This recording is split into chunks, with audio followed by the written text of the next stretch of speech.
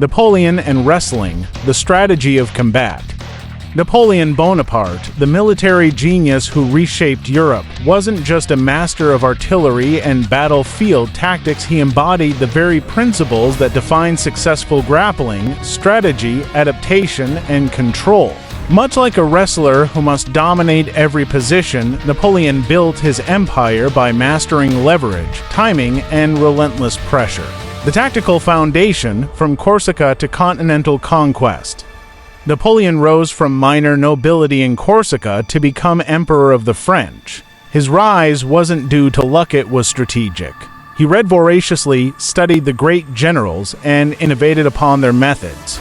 Similarly, a great wrestler studies not just techniques, but the systems behind them, grips, angles, and counters. Mastery comes from mental preparation paired with physical execution. Wrestling, the art of strategic pressure. Wrestling is more than brute force. It's about controlling space, applying constant pressure, and breaking your opponent's posture physically and mentally. Napoleon excelled at this on the battlefield.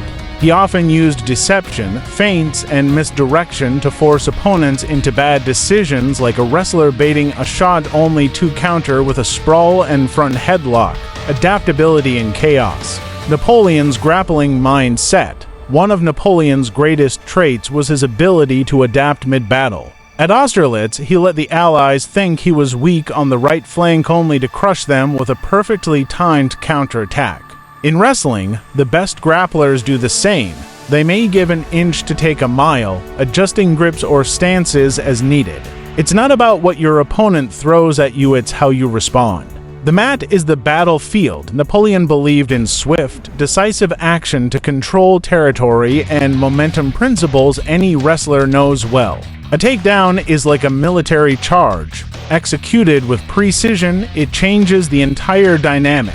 Controlling the center of the mat is like holding the high ground. Dominate the position, dictate the match.